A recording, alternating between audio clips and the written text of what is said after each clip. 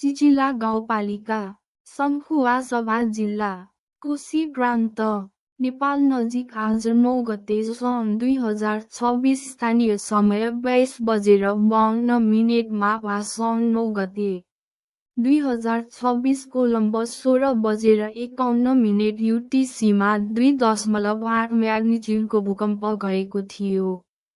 EMSC-ले यसको वेबसाइटमा रिपोर्ट गरे अनुसार भूकम्प सतहबाट 10.0 किलोमिटरको एकदमै कम गहिराइमा समन्वय अक्षांश 27.462 र 87.196 देशान्तरमा अवस्थित थियो। भूकम्पको सठिक परिमाण, केन्द्रबिन्दु र गहिराई भूकम्पविदहरूले डेटा समीक्षा गर्दा र तिनीहरूको गणनालाई परिष्कृत गर्दा वा अन्य एजेन्सीहरूले आफ्नो रिपोर्ट जारी गरेपछि केही घण्टा वा मिनेटमा परिमार्जन गर्न सकिन्छ।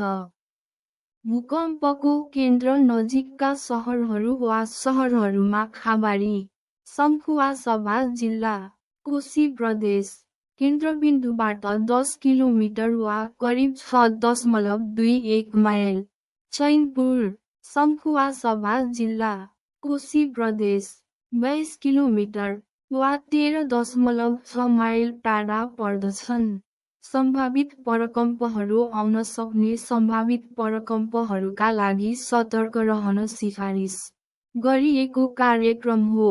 आजको मौसम पूर्वानुमान महाशाखाले भूकम्पको केन्द्रबिन्दु नजिकैको भूभागमा दिनभरि नै बादल लाग्ने र दिनभर पानी पर्ने सम्भावना रहेको जनाएको छ।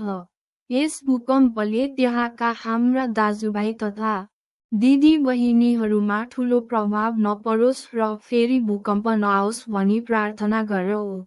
आमेन।